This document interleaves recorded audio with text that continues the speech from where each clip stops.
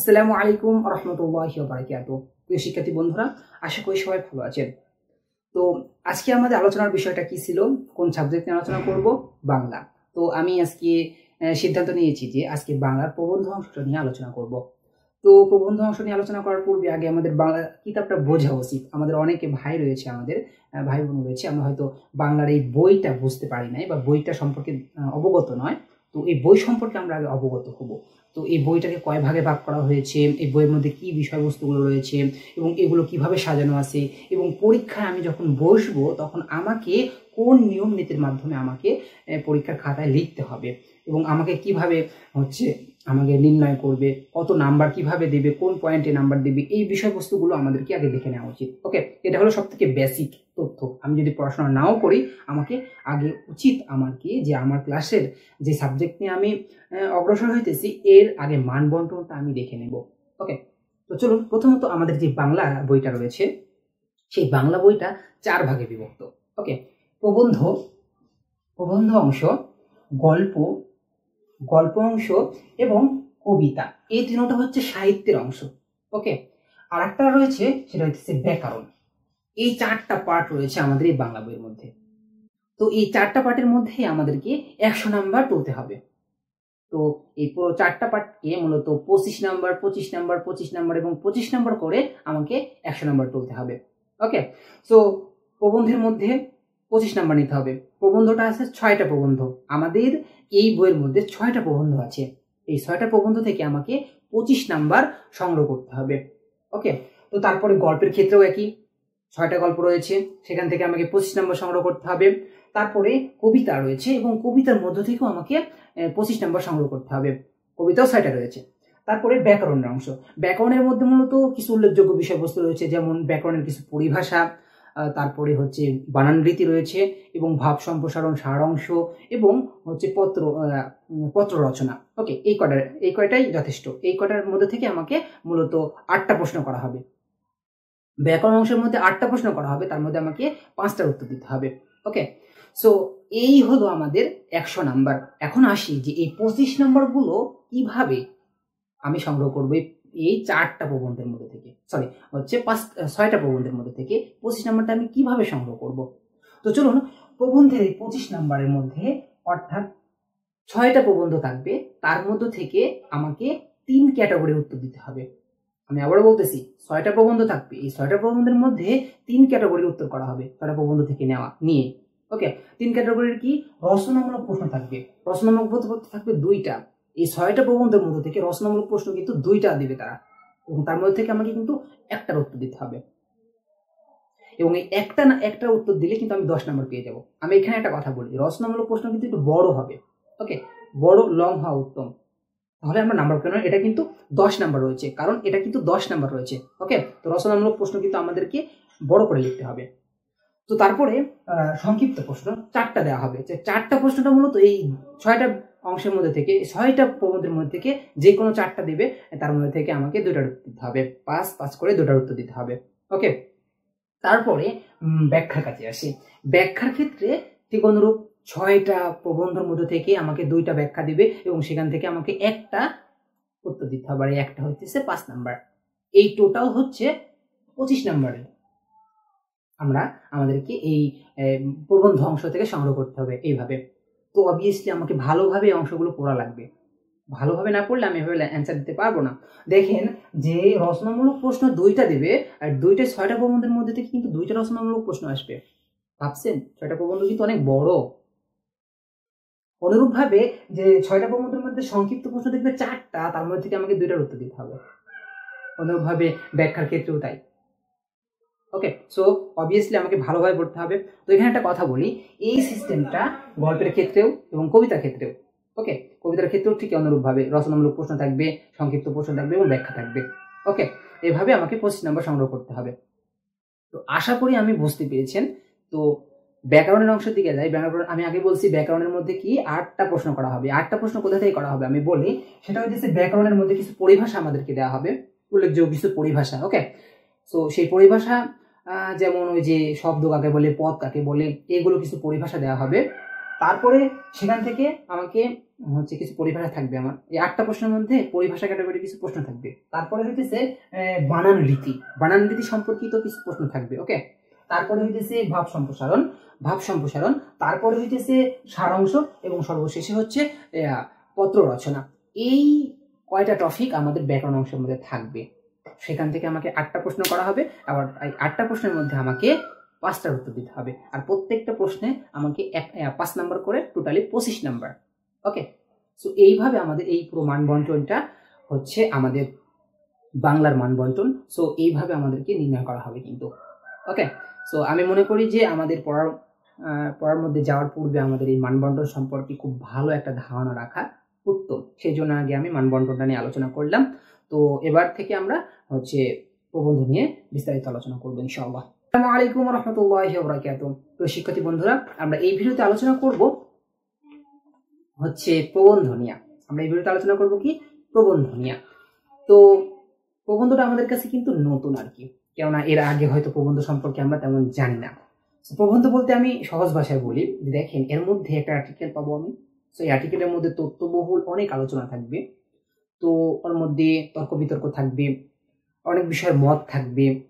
So প্রবন্ধটা মূলত কোনো একটা প্রেক্ষাপটকে সামনে রেখে লেখা হয় আর কি। তো যেহেতু প্রবন্ধ সম্পর্কে আমি যদি বুঝি বা প্রবন্ধ প্রশ্নগুলো যদি আমি ভালো করে পড়ি, তাহলে আমাকে সর্বপ্রথম ওই যে প্রবন্ধটা আমি পড়বো বা যে প্রশ্নগুলো আমি পড়বো, সেই প্রবন্ধের প্রেক্ষাপটটা কি, সেই প্রেক্ষাপটটা আমি প্রথমত বুঝতে হবে আমাকে। ওকে, তো তাহলে আমাদের কাছে তার প্রশ্নগুলো খুব সহজ হয়ে যাবে। তো ঠিক আছে, তাহলে চলুন আমরা প্রথমত আমাদের প্রবন্ধগুলোর দিকে লক্ষ্য করি। আমাদের 6টা প্রবন্ধ কিন্তু, আর এই 6টা প্রবন্ধের দিকে যদি আমি তাকাই, এই 6টা প্রবন্ধটা কিন্তু এই 1850 থেকে 1945 সালের মধ্যেই এই 6টা প্রবন্ধ লেখা হয় আর কি। ওকে, এর মধ্যেই লেখা হয়। এই 6টা প্রবন্ধগুলো মূলত ইংরেজদের শাসনে কিন্তু লেখা হচ্ছিল। এবং এই যে ইংরেজ শাসনের যেই মানে আবহাওয়াটা, সেটা কিন্তু আমরা এই 6টা প্রবন্ধের মধ্যে পাবো। ওকে, সেই জন্য কিন্তু আমি লিখে রাখছি। ওকে, যে এই 6টা প্রবন্ধের মধ্যে কিন্তু এই আভাসটা আমি পাবো, ইংরেজের আভাসটা পাবো, ঔপনিবেশিকের আভাসটা পাবো, এই শাসন, তাদের সেই শাসনের এই কনসেপ্টগুলো আমরা পাবো। তাদের শাসনের জন্য যে এত বিশৃঙ্খলা সৃষ্টি হয়েছিল, সেই বিশৃঙ্খলার প্রেক্ষাপটকে সামনে রেখেই কিন্তু হচ্ছে এইগুলো আলোচনা করা আর কি। এই সকল প্রবন্ধরা, এই সকল সাহিত্যিকরা কিন্তু এই সকল প্রবন্ধ লিখে আর কি। তো যেহেতু আজকে আমরা একটা একটা করে বিস্তারিত আলোচনা করব, দিক নির্দেশনামূলক ক্লাস, তবুও আমি বিস্তারিত একটু আলোচনা করার চেষ্টা করব। তো প্রথমত আমাদের কোন প্রবন্ধ আছে? প্রথমত আমাদের প্রবন্ধ রয়েছে হচ্ছে আমাদের বাংলা ভাষা। ওকে, তো এই বাংলা ভাষা প্রবন্ধটা নিয়ে আমরা আলোচনা করি। এই প্রবন্ধটা কবে লেখা হয়? প্রথম সাবজেক্ট, যে একটা প্রবন্ধ সম্পর্কে যখন আমি অবগত হব বা একটা প্রবন্ধ সম্পর্কে আমি জানবো, তাহলে প্রথমে আমার উচিত কি, যে এই প্রবন্ধটা কবে লেখা হয়েছিল, অর্থাৎ কোন সময় লেখা হয়েছিল, সেই জিনিসটা আগে আমি বুঝবো। তাহলে প্রবন্ধটা আমার কাছে সহজ হয়ে যাবে। আমি কি করব, আমি আপনাদেরকে মূলত প্রেক্ষাপটটা ভালো করে বুঝিয়ে দেব, এবং এই প্রবন্ধর যে মেন হৃৎপিণ্ডটা কি, সেটা আমি তুলে ধরার চেষ্টা করব। তাহলে কি হয়, যে এই প্রবন্ধ থেকে যে প্রশ্নই আসুক না কেন, আপনি এটা বুঝতে পারবেন। তো চলুন প্রথমত এই প্রবন্ধটা কোন সময় লেখা হয়েছিল এটা দেখি। এটা ঠিক 1850 বা 1850 বা 75 এবং 1900 সালের মধ্যে এই প্রবন্ধটা লেখা হয়েছিল। ওই সময়টাতে বাংলা সাহিত্যের দিকে লক্ষ্য রাখবো। বাংলা সাহিত্যে একটা পরিবর্তন আসে, একটা মানে পরিবর্তন দেখা যায় বাংলা সাহিত্যের মধ্যে। কেননা বাংলা সাহিত্য চলছিল কিভাবে জানেন? সংস্কৃত ঘেঁষা, সংস্কৃতবাদী ব্যক্তিরা বাংলা সাহিত্যটাকে বলতে গেলে একেবারে হজম করে ফেলছিল। ওই সময়টাতে বাংলা সাহিত্যগুলো লেখা হইতো সংস্কৃত ভাষায়। সাধারণ মানুষ ওই সকল বিষয় বুঝতো না, বাঙালিরা বুঝতো না। সংস্কৃত ভাষা লেখা হইতো, সংস্কৃত শব্দ ব্যবহার করা হইতো কিসে, এই হচ্ছে বাংলা সাহিত্য লেখার সময়, বাংলা কিতাবাদি বই টই লেখার সময় সংস্কৃত শব্দ ব্যবহার করা হতো। তো এই সময়টাতে ইংরেজদের শাসন, তো ইংরেজদের শিক্ষা ব্যবস্থারও বেশ ভালো প্রসার, যার দরুনে বাঙালি মানুষগুলো বাংলা শিক্ষার ব্যতীত তারা ইংরেজদের প্রতি বা ইংরেজি শিক্ষার প্রতি বেশি প্রভাবিত হতে শুরু করে, এবং বাংলাকে একসময় তুচ্ছ তাচ্ছিল্য করতে শুরু করে। তো এই প্রেক্ষাপটে নবীন কিছু হচ্ছে সাহিত্যিকরা তখন বলে যে না, আদৌ যে বাংলাতে মানে বাংলা ভাষা, আমাদের যে ভাষাটা আমরা কথা বলি, আমাদের যে আমরা একে অপরকে বুঝি, এই বোঝার যে ভাষাটা আছে এটাতেই আমরা হচ্ছে সাহিত্য চর্চা করব। কিন্তু পক্ষান্তরে হচ্ছে যারা হচ্ছে প্রাচীনপন্থী রয়েছে, যারা সংস্কৃতবাদী বলতে গেলে, তারা বলতেছে যে না, সংস্কৃতই হবে, লোকে বুঝুক বা না বুঝুক, আভাঙ্গ সংস্কৃত চাই, আমার দেখার নাই, বাট আমি সংস্কৃতই হবে, সংস্কৃত ছাড়া হচ্ছে সাহিত্যের কোনো ভাষা হবে না, সংস্কৃতই মূলত। ওকে, এমন একটা অবস্থা তৈরি হয়। তো এই সময়টাতেই ঠিক তখন টেকচাঁদ ঠাকুর নামক এক ব্যক্তি, তো তিনি তখন প্রতিবাদী হিসেবে তিনি সর্বপ্রথম গদ্য লেখেন, হচ্ছে চলিত ভাষার গদ্য লেখেন, হচ্ছে আলের ঘরের দোলাল। এই আলের ঘরের দোলাল কিন্তু চলিত ভাষা সর্বপ্রথম গদ্য, এটা মাথায় রাখবার চেষ্টা করবো ইনশাআল্লাহ। ওকে, হচ্ছে প্রথম গদ্য, এটা যদিও এই পরীক্ষায় আসবে না, বাট এটা কোনো একটা মানে হচ্ছে বিসিএস কিংবা চাকরির কোনো পরীক্ষা আসতে পারে আর কি। চলিত ভাষার প্রথম গদ্যটা কি, যে আলের ঘরের দোলাল, এই গদ্যটা এটা প্রথম লেখে, এবং ওই সময়টাতেই তখন এই বাংলা সাহিত্যের মধ্যে এক প্রকার পরিবর্তন দেখা দেয়, এবং এক প্রকার দুই দলে বিভক্ত হয়ে যায় ওই সময়টাতে। একটা হচ্ছে সংস্কৃতপন্থী, আর একটা হচ্ছে নব্যপন্থী। যারা মূলত নব্যপন্থীদের দাবি মূলত সাধারণ ভাষা হওয়া উচিত, যে ভাষাটা আমি বুঝবো, সাধারণ মানুষ বুঝবে, এটাই মূলত বাংলা সাহিত্যের ভাষা হওয়া উচিত। কিন্তু পক্ষান্তরে হচ্ছে প্রাচীনপন্থীরা বলতেছে যে না, সংস্কৃতই হবে, লোকে বুঝুক বা না বুঝুক দেখার নাই, এটাই আমাদের অহংকার, সংস্কৃতই অহংকার। ইভেন তারা এমন একটা পরিস্থিতিতে চলে গিয়েছিল যে সংস্কৃত ভাষা যদি কেউ না জানে, তাহলে তারা মনে করতো যে ও হলে পড়াশোনা করার অধিকারই নাই, ওকে, ওর বই পড়ার কোনো অধিকার নাই, সো তোমাকে সংস্কৃত জানতে হবে। তো এই সমস্যার প্রেক্ষাপটকে সামনে রেখে কিন্তু এই বাংলা ভাষা প্রবন্ধটা লেখা হয়। এবং যখন এই প্রবন্ধের ভিতরে হচ্ছে বঙ্কিমচন্দ্র চট্টোপাধ্যায় সুন্দরভাবে হচ্ছে এই টেকচাঁদ ঠাকুরের হচ্ছে যে আলের ঘরের দুলাল যে ইয়াটা আছে, হচ্ছে গদ্যটা আছে, এর অবদানের কথা তিনি, অর্থাৎ আলের ঘরের দুলাল লেখক অর্থাৎ প্যারীচাঁদ মিত্র টেকচাঁদ ঠাকুর, এই অর্থাৎ টেকচাঁদ ঠাকুর, তিনার ছদ্মনাম একসাথে বললাম আর কি। সো এই মানুষটার যে অবদানটা তিনি স্বীকার করেন, করার পর যে ওই সময়টাতে বাংলার মধ্যে দুইটা ভাগে বিভক্ত হয়, এই বিষয়টা তিনি উল্লেখ করেন।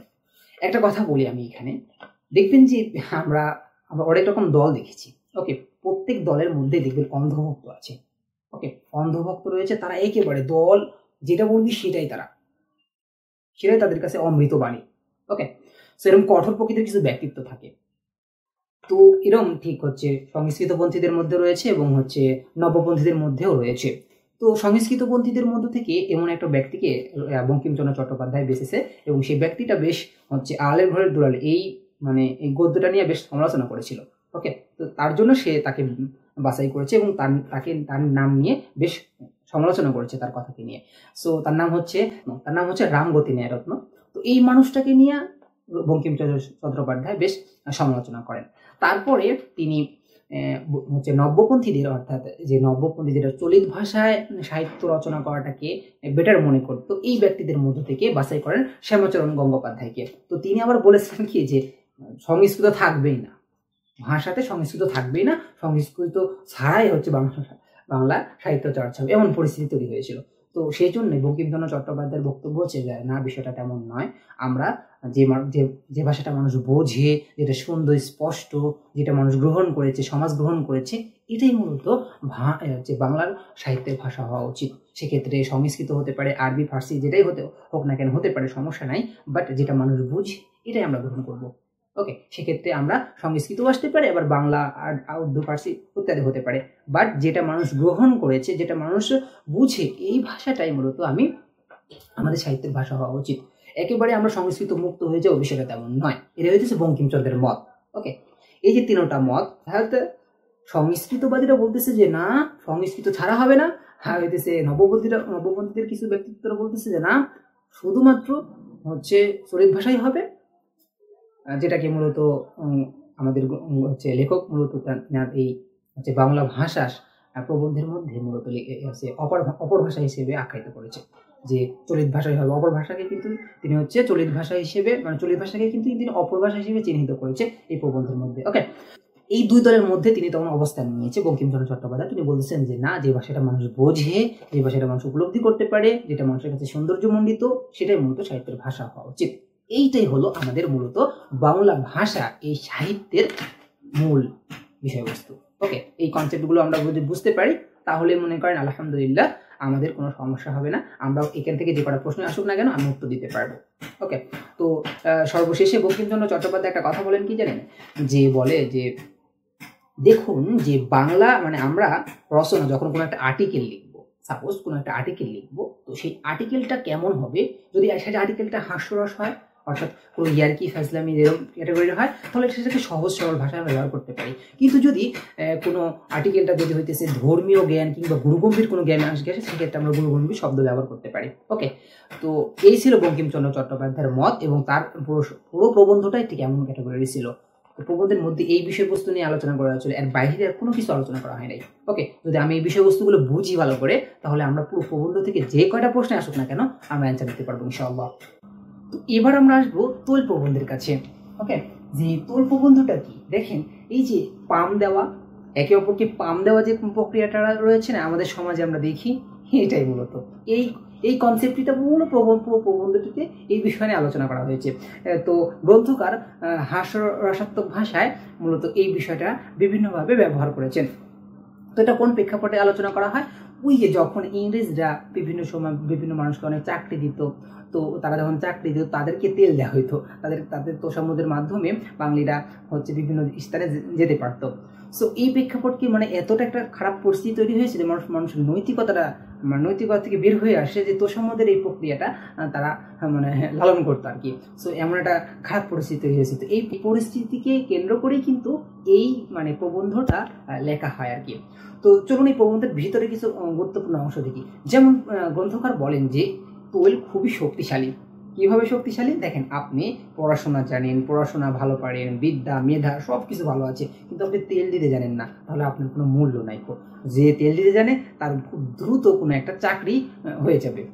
ওকে, কোনো একটা পদে সে আসীন হয়ে যাবে যদি সে তেল দিতে পারে। এমন একটা অবস্থায় চলে গিয়েছিল সেই সময়টা।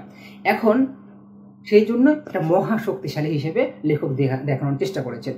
আর একটা পয়েন্টটা কি, যে দেখেন আপনি সারাদিন ধরে আপনি তেল দিতে জানেন না, সারাদিন ধরে কি আপনি হচ্ছে 50 টাকা ইনকাম করলেন, কিন্তু যে তেল দিতে জানে আপনার থেকে ডবল টাকা ইনকাম করে ফেলবে। আমরা তো জানি হকারের কনসেপ্টটা তো আমরা কি বুঝি না। সো এরকম গুরুত্বপূর্ণ কিছু কনসেপ্ট এই প্রবন্ধের মধ্যে আলোচনা করেছে, এবং যে এই জন্য তেল মহা শক্তিশালী একটা জিনিস, যে এটা যদি আপনি পারেন তাহলে আপনার হচ্ছে বিদ্যা বুদ্ধির প্রয়োজন নাই, বিদ্যা বুদ্ধি অল্প থাকলেও সমস্যা নাই, হচ্ছে আপনি মহান স্থান দখল করতে পারবেন। সেই জন্য কিন্তু গ্রন্থকার হচ্ছে, তো এইভাবে গ্রন্থকার এই প্রবন্ধের মধ্যে ব্যঙ্গ করে বলেন যে তোল দিলে আহম্মক ও ম্যাজিস্ট্রেটের স্থান পায়। ওকে, এবং যে সাহসহীন ব্যক্তি সেই ব্যক্তিও সেনাপতিতে যেতে পারে, তোল দিতে পারলেই হলো, এতটা শক্তিশালী তোল। সো এইভাবে হাস্যরসাত্মক ভাষায় তিনি এভাবে হচ্ছে এই প্রবন্ধটা আলোচনা করেন। এবং আরেকটু সামনে যদি আমরা যাই, দেখবো যে তোলের প্রয়োজনীয়তা অপরিসীম। বাস্তব জীবনের সাথেও কিন্তু তোলের প্রয়োজনীয়তা খুব ভালো। যেমন তোলের মাধ্যমে প্রদীপ জ্বালানো যায়, তোলের মাধ্যমে হচ্ছে আমরা খাবারের মধ্যে কিন্তু তেল লাগে, তারপরে মানুষের চেহারা সুন্দর করার ক্ষেত্রে আমরা কিন্তু তেল ব্যবহার করি। যে মানুষের জীবনের সাথে তোলের একটা সম্পর্ক রয়েছে, এটাও কিন্তু তিনি তুলে ধরেন। তারপরে তিনি আরেকটা কথা বলেন যে দেখো এই তোল জিনিসটা সব ক্ষেত্রে ব্যবহার করা হয়, কিন্তু এর নামের মধ্যে ভিন্নতা রয়েছে। তোল জিনিসটা সব ক্ষেত্রে ব্যবহার করা, কিন্তু এর নামের ভিন্নতা রয়েছে, অর্থাৎ এর রূপের ভিন্নতা রয়েছে। ওকে, যেমন হচ্ছে গুরুজনের প্রতি তোল দেওয়া, এটা হইতেছে ভক্তি।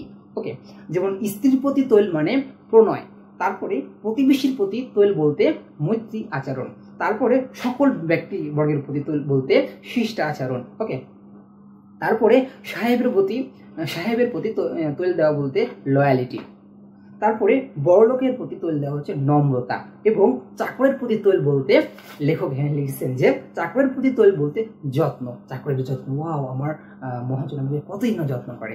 তারপরে অর্থাৎ তিনি বলতে চাচ্ছেন যে সমাজের প্রতিটি সম্পর্কেই তেলের ব্যবহার আছে, সমাজের প্রতি সম্পর্কে তেলের ব্যবহার রয়েছে। আর তিনি তারপর আরেকটু সামনে যদি আমরা এই প্রবন্ধের ভিতরে যদি প্রবেশ করি, দেখবো যে গ্রন্থকার বলতে চাচ্ছেন যে দেখেন এই তোলের কার্যকারিতা যদি না থাকতো তাহলে মানে সবসময় পরিবারের মধ্যে আগুন ঝরতো, পরিবারের মধ্যে যখন ঝগড়া বাঁধে, যেমন দেখেন না যে হচ্ছে কোনো একটা মেশিনে যদি আমি তেল দিই তাহলে ভালো চলে, অনুরূপভাবে হচ্ছে মানুষের সম্পর্কের মধ্যে যদি তেল দেন তাহলে ঝগড়াঝাটি থাকে না আর কি। ওকে, সেটা ঠিক হয়েছে। তো এমন ভাবে বলেন, এবং সর্বশেষের দিকে তিনি বলেন যে দেখেন এই তোলের জন্য, এই তোলের একটা বিশ্ববিদ্যালয়, সরি তিনি তো কলেজ ব্যবহার করেছেন, তো তোলের জন্য একটা কলেজ দেওয়া উচিত, যে কলেজের মধ্যে হচ্ছে প্রিন্সিপাল হিসেবে থাকবে বাহাদুর, রায় বাহাদুররা প্রিন্সিপাল হিসেবে থাকবে, যারা বাঙালিরা তাদেরকে তেল দিতে পারে। ওকে, কারণ বাঙালিদের কাছে তো মহা ভরসা হচ্ছে তৈল।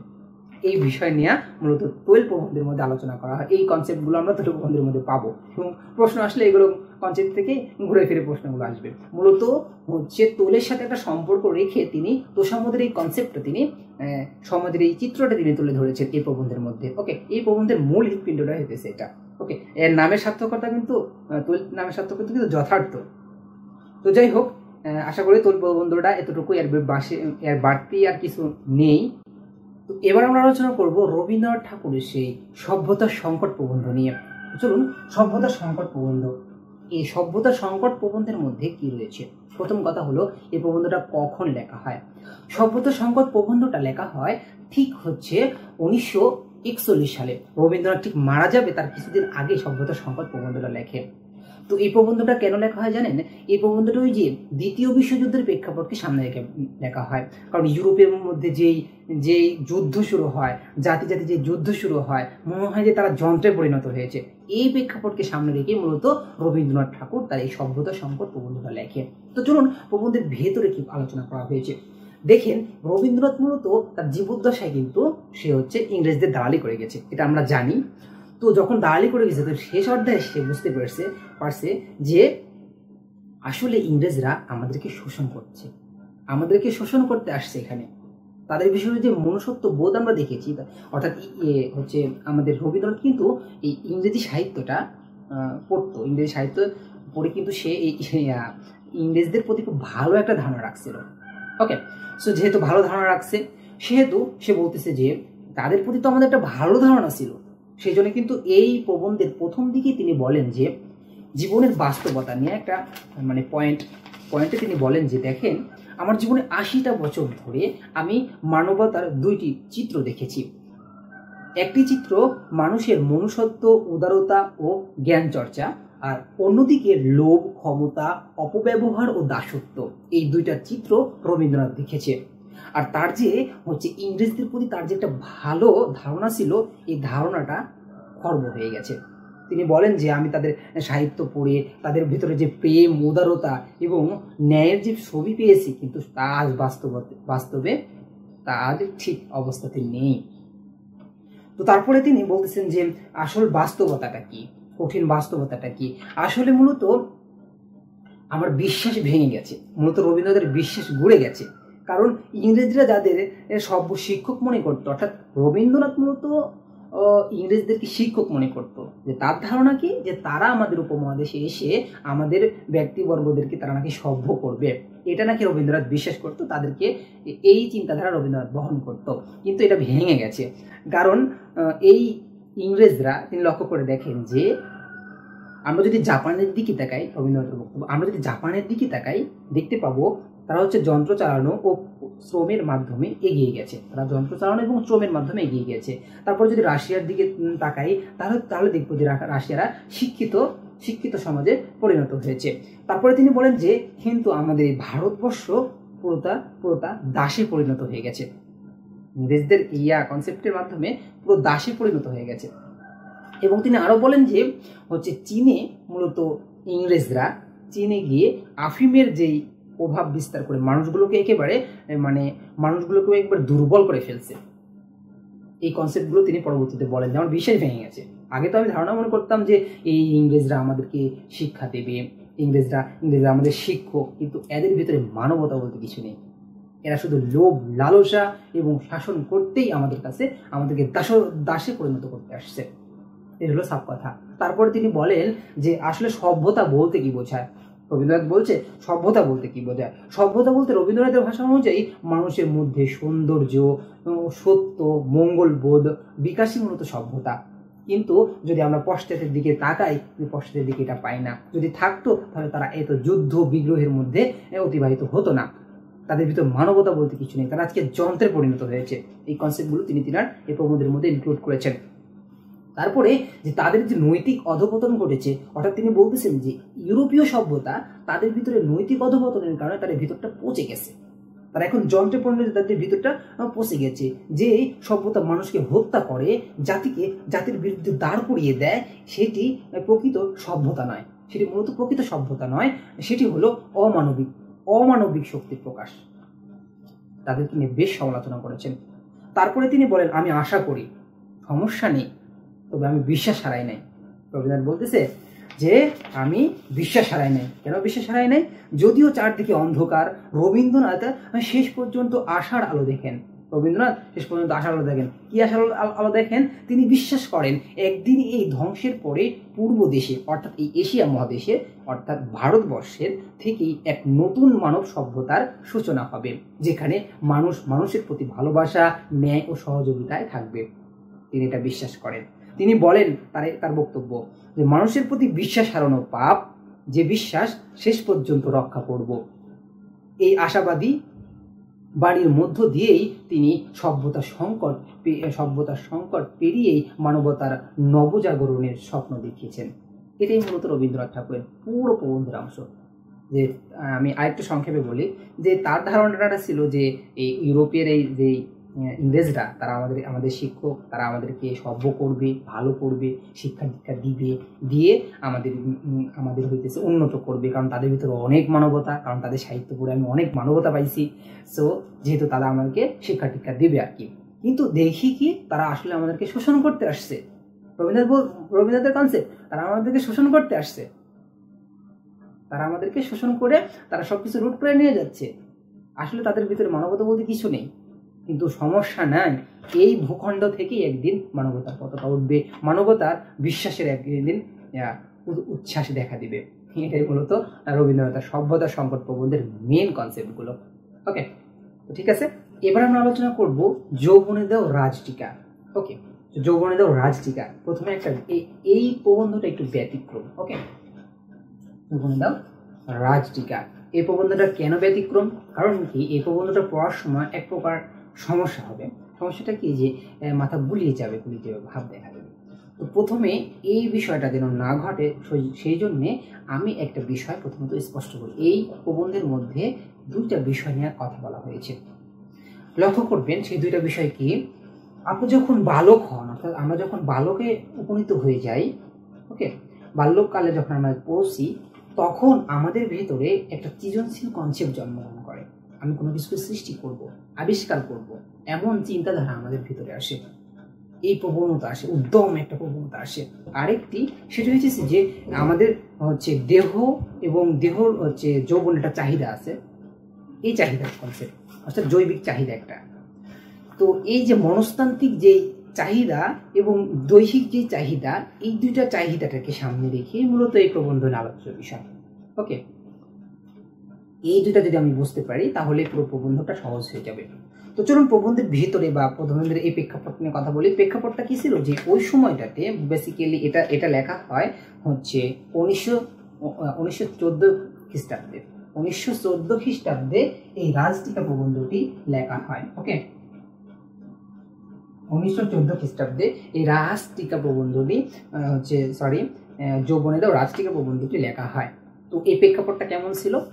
তো ওই সময়টাতে বলতে গেলে মানুষের সমস্ত এমন ছিল যে মানুষ যৌবনের যে উৎকর্ষতা আছে, যৌবনের যে উৎকর্ষতা আমাদের রয়েছে, এই উৎকর্ষতাটাকে মানুষ দমিয়ে রাখার চেষ্টা করত। কিন্তু বাল্যকালের সময় এবং বৃদ্ধকালের সময়, এই দুটো সময়টাকে বেশি মানুষ প্রাধান্য দিত। কিন্তু যৌবনের যে উৎকর্ষতা আছে, এই উৎকর্ষতাকে দমিয়ে রাখার চেষ্টা করত। সেই জন্যই কিন্তু লেখক বলেন যে যৌবনেদাও রাজটিকা, মূলত যৌবনকে রাজটিকা দেওয়া বাদ দিয়ে এই সমাজ যৌবনকে শাসন করতে চায়, অর্থাৎ রাজদণ্ড প্রদান করে। প্রথম দিকে কিন্তু এরমভাবে তিনি কথা বলেছেন যে এটাকে রাজটিকা দেওয়া বাদ দিয়ে একে দণ্ড দিয়ে দিচ্ছে, অর্থাৎ যৌবনকে শাসন করতে চায়। কিন্তু যৌবনকে দেওয়া উচিত, উঠতে দেওয়া উচিত, যৌবনের উচ্ছ্বাস, যৌবনটাকে সবার সামনে উড়িয়ে যেতে দেওয়া উত্তম। যেমন বসন্ত যখন আসে তখন পৃথিবী মনে হয় নতুন একটা মুখ পায়, নতুন একটা জীবন খুঁজে পায়। ঠিক অনুরূপভাবে মানুষ যখন যৌবনে উপনীত হয় তখন সে একটা নতুন উদ্যমে আসে আর কি। তো এই জন্যই তিনি বলতেছেন যে তাকে রাজদণ্ড দেওয়া বাদ দিয়ে রাজের টিকা দাও, অর্থাৎ নেতৃত্বের স্থানে বসাও।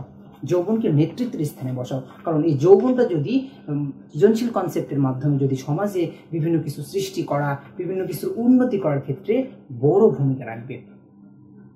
কিন্তু এই যৌবনকে আমরা মূলত লালসা এবং যদি মানে আরেকটু ভিতরে যদি প্রবেশ করি, আমরা এই প্রবন্ধের ভেতরে যদি আরেকটু প্রবেশ করি, দেখবো যে এই যৌবন নিয়ে তিনি আরেকটু কিছু কথা বলেন।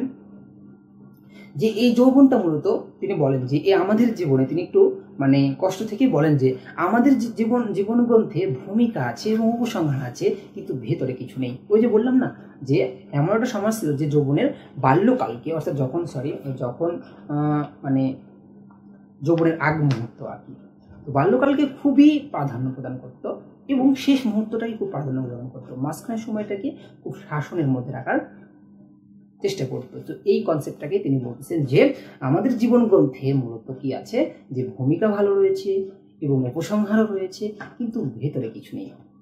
ওকে, সো এই কনসেপ্টটা তিনি তিনার প্রবন্ধের মধ্যে তিনি ইনক্লুড করেন এবং বলতেছেন যে এই দমনের জন্যই মূলত দেখা যাচ্ছে যে অল্প বয়সী অজ্ঞ ব্যক্তি রাজনীতির মাঠে যাচ্ছে, আবার বৃদ্ধ বয়সী যে জীর্ণ শীর্ণ সেই ব্যক্তি হইতেছে এই সকল চিন্তাধারা বহন করতেছে। কিন্তু যারা হচ্ছে সৃজনশীল কনসেপ্টের অধিকারী, যারা হচ্ছে যৌবনে উপনীত হওয়ার পর যারা সৃষ্টি করার এই প্রবণতা রাখে, তাদেরকে এই কনসেপ্ট থেকে বিরত রাখা হয়।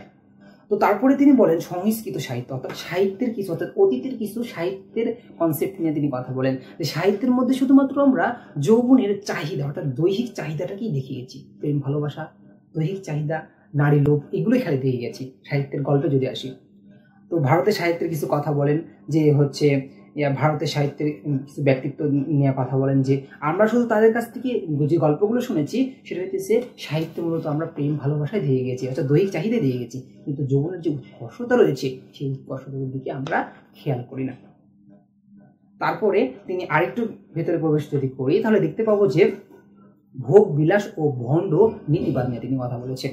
অর্থাৎ যৌবনে যারা হইতেছে দেহের, অর্থাৎ জৈবিক দেহের যারা পাগল ছিল, সেই সকল মানুষরা মূলত তাদের জীবনের একটা অধ্যায় মানে জৈবিক দেহে, অর্থাৎ হচ্ছে তাদের জীবনের একটা অধ্যায় শুধু ভোগ বিলাস নারী মত্ত নিয়ে তিনি ব্যস্ত থাকেন। আর ওই ব্যক্তিটাই কিন্তু তার জীবনের একটা সময় নারী নিন্দা করত। এই সকল মানুষের জন্য সমাজ বিশৃঙ্খলাময় হয়ে যাচ্ছে। তো আমাদের উচিত কি যৌবনের ওই কনসেপ্টটাকে উৎকর্ষতা আরো উদ্যম করে তুলে দেওয়ার, যেটা দ্বারা মানুষ সৃষ্টি করতে পারে, কোনো কিছুর দিকে সামনে অগ্রসর হইতে পারে। যৌবনের এই অংশটুকু আমাদের উড়িয়ে দেওয়া উত্তম।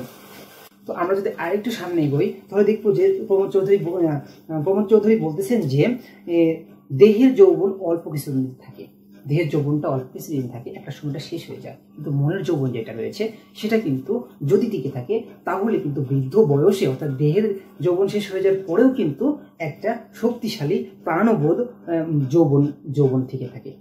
যেমনটা বিভিন্ন ব্যক্তিত্বের নাম করে, যেমন সক্রেটিস, রবীন্দ্রনাথের নাম ইত্যাদি ব্যক্তিত্বের নাম তিনি উল্লেখ করেন। তারপরে আমরা যদি আরেকটু সামনে এগোই, যে তিনি বলতেছেন যে সমাজের মানসিক যৌবনের প্রতিষ্ঠা, অর্থাৎ আমাদের সমাজে মানসিক যৌবনের প্রতিষ্ঠাটা করা উত্তম, যার ধরনের সমাজে ডেভেলপ হবে, সমাজটা সামনে এগোবে। এই বিষয়টা তিনি বলতেছেন যে এই যৌবনই সমাজের নতুন চিন্তা, শিল্প, বিজ্ঞান এবং সংস্কৃতির সৃষ্টি করে। দেহের যৌবন ফুরায়, কিন্তু মানসিক যৌবন থাকলে সমাজ কখনো বার্ধক্যে পতিত হয় না। খুব সুন্দর একটা কথা বলেছেন। তো এই হলো তার পুরো আলোচনা বিষয়, যে তিনি মূলত মানুষের যে সৃষ্টিশীল যে কনসেপ্টটা রয়েছে এই কনসেপ্টটার দিকে ফোকাস করেছেন, এবং আমরা এই সকল কনসেপ্টগুলোকে কিন্তু দমিয়ে রাখার চেষ্টা করে, আমাদের সমাজ এই সকল কনসেপ্টগুলোকে দমিয়ে রাখার চেষ্টা করে, এই বিষয়টা তিনি আমাদের এই প্রবন্ধের মধ্যে ইনক্লুড করেছেন। তারপর সর্বশেষে তিনি বলতেছেন যে জড়বাদ ও মায়াবাদের সমালোচনা করেছেন তিনি। জড়বাদ এবং মায়াবাদ, অর্থাৎ শেষ অংশে প্রমোদ চৌধুরী বলেন কি সমাজে দুই মতবাদ যৌবনের বিরোধিতা দেখা যায়, দুই রকম ব্যক্তিত্বের, অর্থাৎ সমাজে দুই রকম ব্যক্তি দেখা যায় যারা এই যৌবনের বিরোধিতা করে। তাদের মধ্যে একটা আছে জড়বাদী, যারা কেবলমাত্র দেহ ও বস্তুতে বিশ্বাস করে, আর আরেক প্রকৃতির ব্যক্তিবর্গ যারা হচ্ছে মায়াবাদী, যারা সবকিছুকে মিথ্যা বলে মনে করে। এই দুই মতই জীবনের প্রাণশক্তিকে অস্বীকার করে। এই হলো প্রমোদ চৌধুরীর বক্তব্য, প্রমোদ চৌধুরীর এই পুরো প্রবন্ধের সারাংশ। এর থেকে বেশি কিছু আর আমার মনে হয় না এই প্রবন্ধের মধ্যে আছে। ওকে, সো আমরা যদি এই কনসেপ্টগুলো বুঝি তাহলে আমাদের কাছে এই প্রশ্নগুলো খুব সহজ হয়ে যাবে। এই প্রশ্নগুলো পড়া, প্রশ্নগুলো মাথায় রাখা এবং বানিয়ে লেখার মতন একটা প্রবণতা আমাদের ভিতরে আসবে যদি আমরা এই মূল কনসেপ্টগুলো আমরা যদি উপলব্ধি করতে পারি। ওকে, সো তো এবার আলোচনা করব কি, আমরা এবার আলোচনা করব রাজবন্দির জবানবন্দি। রাজবন্দির জবানবন্দি মূলত এই প্রবন্ধটা এই না মানে কোন প্রেক্ষাপটে লেখা হয়েছে এটা মূলত এর নামের সাথে সম্পর্কযুক্ত। নাম দেখলে কিন্তু বোঝা যাচ্ছে। এটা মূলত কাজী নজরুল ইসলাম যখন ধূমকেতুতে অনেক লেখালেখি করে, অনেক প্রতিবাদী লেখালেখি করে, ইংরেজ সরকার তখন তাকে বন্দি করে আর কি। বন্দি করার পর তখন তিনি, অর্থাৎ এটা সাল হইতেছে 1923 সাল। 1923 সালের 7 জানুয়ারি কলকাতার প্রেসিডেন্সি জেলে তাকে আটকে রাখা হয়। তখন তিনি সেইখানে বসে থেকে এই রাজবন্দির জবানবন্দি এটা লেখেন আর কি। ওকে, কততে? 1923। আমি বলছিলাম না প্রত্যেকটা প্রবন্ধই কিন্তু এই সালের মধ্যেই আলোচনা করা হয়েছে। এই সালের প্রেক্ষাপটগুলো যদি বুঝি তাহলে খুব ভালোভাবে আমি এটা আমার ব্রেনে স্থান দিতে পারবো। ওকে, সো যখন তাকে বন্দি করা হয় তখন তার বক্তব্যটা হইতেছে কি যে আমি তো মূলত সত্যের পথে লড়াই করেছি, আমি কোনো রাজার বিরুদ্ধে কথা বলি নাই, আমি সত্যের পক্ষে কথা বলেছি। আমার অবস্থানটা ছিল মূলত সত্যের পক্ষে, অর্থাৎ রাজার হাতে আছে রাজদণ্ড, অর্থাৎ রাজ আইন রয়েছে, কিন্তু আমার হাতে আছে ন্যায়, সত্যের লাঠি আমার হাতে রয়েছে। ওকে, রাজা মানুষের তৈরি আইন মানেন, কিন্তু কাজী নজরুল ইসলাম বলছেন আমি মানুষের তৈরি আইন মানি না, আমি ভগবানের তৈরি আইন মানি। ওকে, তারপর যদি আমরা আরেকটু ভিতরে প্রবেশ করি দেখতে পাবো সত্যের শক্তি ও কবির ভূমিকা। এই প্রসঙ্গে তিনি বলতেছেন, কাজী নজরুল ইসলাম বলেন যে দেখেন আমি যে কথাগুলো বলেছি সে তো সত্য প্রকাশের যন্ত্র, আমি তো সত্য প্রকাশের যন্ত্র, নিজেকে সত্য প্রকাশের যন্ত্র বলছে, ভগবানের বাণী, কারণ তার মুখ দিয়ে যে বাণীটা বের হয়েছে আর কি তা তার নিজের নয়। কেন নিজের নয়? কারণ তা সত্য আর তা মূলত ভগবানের বাণী। এটা নজরুলের বক্তব্য। তাই তার লেখা যদি রাজবিদ্রোহী হয় তবে প্রকৃত রাজবিদ্রোহী হচ্ছে ভগবান নিজে, এই কথা থেকে বলতেছেন। তারপরে আরেকটু সামনে যদি আমরা যাই, তিনি বলতেছেন যে রাজশক্তি এবং ভগবানের শক্তির মধ্যে পার্থক্য নিয়ে তিনি বলতেছেন যে দেখেন রাজার ভাষা সীমিত, বুদ্ধের মতো ক্ষণস্থায়ী, কিন্তু সত্যের ভাষা সমুদ্রের মতো গভীর এবং অনন্ত। রাজা নিজের স্বার্থে আইন বানায়, কিন্তু ভগবানের আইন সকলের জন্য, যেখানে গরিব ধনী রাজা প্রজা সকলেই সমান। নজরুল বলেন রাজার পক্ষে ক্ষুদ্র স্বার্থ আর তার পক্ষে আছে রুদ্র, অর্থাৎ বিশ্ব সত্য যা সমস্ত অন্যায়কে ধ্বংস করে ফেলে। এইভাবে তিনি এই প্রবন্ধের মধ্যে বলছেন সত্যের পথে তিনি তার অবস্থানটা তিনি পরিষ্কার করার চেষ্টা করতেছেন। তারপরে যদি আমরা সামনে এগোই দেখতে পাবো যে তাকে যখন বিচারকের কাঠগড়ায় নেয়, তাকে যখন জিজ্ঞাসা করা হয়, তিনি বলছেন যে ওই বিচারক তুমি কে? তুমি তো রাজার একটা চাকর আর কি। ওকে, তুমি তো বিচারকের বিবেকের দায় রাজার কাছে, বিচারকের যে বিবেকটা রয়েছে এটা সম্পূর্ণ রাজার কাছে দায় রয়েছে, বিচারকের বিবেকের দায়টা রাজার কাছে আর কি। তো এই কথা তিনি বলছেন, এই জন্য তিনি তাকে প্রশ্ন করছেন যে এই প্রশ্নে তিনি ন্যায় ও অন্যায়ের মূল পার্থক্য স্পষ্ট করেছেন। এই কথাটা বলে তিনি ন্যায় এবং অন্যায়ের পার্থক্যের কথা স্পষ্ট করতেছেন। এইভাবে তিনি তিনার প্রবন্ধটা সম্পূর্ণরূপে শেষ করেন।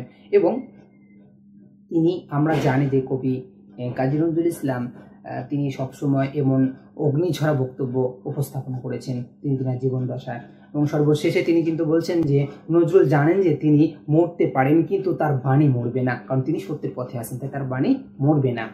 তার ধূমকেতুর আগুন একদিন অন্যের হাতে মশাল হয়ে জ্বলবে।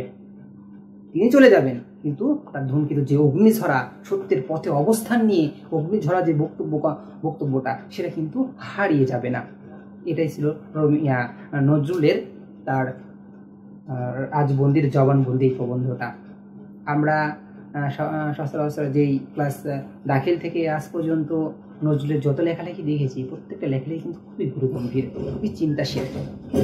তো আমারও বেসিক্যালি আমার খুব ভালো লাগে আমার কাছে নজরুলকে। তো এবার আসি আমরা সংস্কৃত কথা নিয়ে এই প্রবন্ধের কাছে আসি। দেখেন, মোতাহার চৌধুরীর এই সংস্কৃত কথা প্রবন্ধটি তিনি লেখেন ঠিক ওই একই সময় যখন, যেটার কথা আমি বলছিলাম যে ঠিক এই সময়কালের মধ্যেই এই জিনিসটা ঘটে। এবং বলতে গেলে যেই ইফেক্টের কারণে, অর্থাৎ যেই প্রতিক্রিয়ার কারণ তিনি সংস্কৃত কথা এই প্রবন্ধটা মূলত লেখেন বা কলম ধরেন, সেই ইফেক্টটা কিন্তু এখনো বর্তমান। ওকে, যে মুসলিম সভ্যতা বা মুসলিম উম্মার মধ্যে মুসলিম সন্তানাদিগুলো আমরা সবাই পাশ্চাত্য সভ্যতার দিকে আমরা অগ্রসর হয়েছি, পাশ্চাত্য সভ্যতার দিকে আমাদের মুখ ফিরিয়ে নিয়েছি এবং তাদেরকে আমরা আহ্বান জানাচ্ছি, তাদেরকে আমরা আমাদের দিন থেকে আমরা সরিয়ে গিয়েছি। এই যে কনসেপ্টটা আছে, এই কনসেপ্টটার প্রেক্ষাপটকে কেন্দ্র করেই কিন্তু তিনার এই সংস্কৃত কথা এই বিষয়বস্তু নিয়ে তিনি কলম ধরেছিলেন। ওকে, তো তিনার লেকচারের মধ্যে, অর্থাৎ তিনার প্রবন্ধের মধ্যে তিনি যে বিষয়টা নিয়ে শুরু করেন, প্রথমে তিনি সংস্কৃতির ধারণা ও তার প্রকৃতি নিয়ে কথা বলেন। তো তিনি প্রথমে সংস্কৃত শব্দটি ব্যাখ্যা করেন যে সংস্কৃত বলতে কি বোঝে। সংস্কৃত বলতে তিনি বলছেন যে সংস্কৃত বাহ্যিক সভ্যতার অলঙ্কার নয়, এটি মানুষের অন্তরের সাধনা। ওকে, মানুষের অন্তরের সাধনা, অর্থাৎ সংস্কৃতি বলতে মানুষের ভিতরকার কনসেপ্টকে তিনি বোঝাচ্ছেন, আধ্যাত্মিক বিষয়টাকে বোঝাচ্ছেন। অর্থাৎ সংস্কৃতি হচ্ছে মানুষের চিন্তা, ধারণা, মূল্যবোধ ও নৈতিক শিষ্টাচারের সমষ্টি। এটাকে তিনি মূলত সংস্কৃতির মেরুদণ্ড মনে করতেছেন, যে আধ্যাত্মিক কনসেপ্টের কথা বলতে গেলে। তো এটা বলার পরে তিনি আরেকটু সামনে যদি আমরা যাই আমাদের প্রবন্ধের মধ্যে, দেখব যে সভ্যতা ও সংস্কৃতির পার্থক্য নিয়ে তিনি বিশ্লেষণ করেছেন। তো এখানে আমি বলি, সভ্যতা এবং সংস্কৃতির যে পার্থক্যটা আছে, এই একই কনসেপ্ট। সভ্যতা বলতে তিনি একটা বিষয় বোঝাইছেন, এবং আমরা সভ্যতা সংকট যে প্রবন্ধটা রবীন্দ্রনাথ লিখছিল, এটা সভ্যতা সংকট যে প্রবন্ধ রবীন্দ্রনাথ লিখছিল না, এইটার যে সভ্যতা অর্থ বলতে রবীন্দ্রনাথ সে মনস্তান্ত্রিক কনসেপ্টকে বোঝাচ্ছে, কিন্তু এখানে এটা ভিন্ন, এটার একেবারে উল্টো পিঠ। অর্থাৎ ইনি সভ্যতা বলতে ইনি বোঝাচ্ছেন, অর্থাৎ মোতাহার চৌধুরী সভ্যতা বলতে বোঝায় যে হচ্ছে সভ্যতা বলতে মূলত যন্ত্রপাতি, বিজ্ঞান, আরাম আয়েশের ব্যবস্থা, প্রযুক্তি ইত্যাদিকে তিনি হচ্ছে সভ্যতা বলতে বোঝাচ্ছেন। এবং সংস্কৃতি বলতে বোঝাচ্ছেন ওই যে অন্তরের কনসেপ্টগুলো, অর্থাৎ মানসিক, অর্থাৎ নৈতিক কনসেপ্ট, আধ্যাত্মিক কনসেপ্টগুলোকে বোঝাচ্ছেন। ওকে, তো তিনি ওই জন্য তিনি লেখেন যে সভ্যতা আমাদের জীবনযাত্রা বদলায়, কিন্তু সংস্কৃতি বদলায় আমাদের মনকে। ওকে, তো তারপরে তিনি এই বিষয়টা সভ্যতা এবং সংস্কৃতির মধ্যে পার্থক্য তিনি তুলে ধরেন। এবং তারপরে আরেকটু যদি সামনে আমরা এগোই, যদি আমাদের হচ্ছে এই প্রবন্ধের মধ্যে, তাহলে দেখতে পাবো ধর্ম এবং সংস্কৃতির সম্পর্ক নিয়ে তিনি কথা বলেন। এই প্রবন্ধের মেন পয়েন্ট, মেন হৃৎপিণ্ড বলতে গেলে। তো মোতাহার চৌধুরী মনে করেন যে ধর্মই সংস্কৃতির প্রাণ, হৃদয়। ধর্ম হচ্ছে সংস্কৃতির হৃদয়। ধর্ম মানুষের বিবেক জাগ্রত করে, নৈতিকতার উৎস দেয়, সৃষ্টির সৌন্দর্য অনুভব শেখায়। সুবহানাল্লাহ, খুব সুন্দর লিখছেন। ওকে, তো তারপরে তিনি বলেন যে ধর্ম বিবর্জিত সংস্কৃতি হলো আত্মাহীন দেহ, অর্থাৎ ধর্ম ছাড়া সংস্কৃতি কেবল বাহ্যিক আচরণের সমষ্টি, যার মধ্যে জীবনের গভীর অর্থ নেই। ওকে, ধর্ম ছাড়া সংস্কৃতি, যার মধ্যে জীবনের কোনো গভীর অর্থ পাওয়া যাবে না। সো এই দুইটা, ধর্ম হচ্ছে সংস্কৃতির প্রাণ কেন্দ্র তার বক্তব্য অনুসারে। তো তিনি অর্থাৎ তার মতে ইসলামী দৃষ্টিতে সংস্কৃতি বলতে আল্লাহ সুবহানাহু ওয়া তাআলার প্রতি বিশ্বাস, তারপরে হচ্ছে মানুষের প্রতি দয়া, ন্যায় বিচার এবং সৌন্দর্যবোধ এবং ভারসাম্য রক্ষা করা। এভাবেই তিনি ইসলামকে সংস্কৃতির কেন্দ্রবিন্দু হিসেবে আমাদের এই সংস্কৃতি কথা এই প্রবন্ধের মধ্যে ইনক্লুড করেছেন। ওকে, দেখিয়ে দেওয়ার চেষ্টা করেছেন। তারপরে তিনি পাশ্চাত্য সভ্যতার বেশ সমালোচনা করেছেন, যে পাশ্চাত্য সভ্যতা মূলত আমাদেরকে মেশিন বানিয়ে দিয়েছে, বলতে গেলে পাশ্চাত্য সভ্যতা আমাদেরকে মেশিন বানিয়ে দিয়েছে। এইভাবে তিনি তিনার পুরো লেকচারটা শেষ করেছেন এবং নারীদের কিছু কনসেপ্ট নিয়ে আলোচনা করেছেন, তাদের নারী শিক্ষার প্রতি গুরুত্ব আরোপ করে। এইভাবে পুরো প্রবন্ধটা শেষ করা হয়েছে। তো প্রিয় শিক্ষার্থী বন্ধুরা, আমরা আশা করি যে আমাদের এই প্রবন্ধগুলো আমি চেষ্টা করেছি সংক্ষিপ্ত আকারে দেওয়ার, কারণ এটা দিক নির্দেশনা ক্লাস, যেহেতু সংক্ষিপ্ত আকারে দেওয়ার চেষ্টা করেছি। সো আশা করা যায় এই সকল লেকচার থেকে আমরা একটা নলেজ পাবো। সো এই নলেজ থেকে আমাদের প্রশ্নগুলো পড়া আমাদের জন্য অনেক সহজ হয়ে যাবে। তো আজকে এই পর্যন্তই, আগামী ক্লাসে আবার দেখা হবে ইনশাআল্লাহ।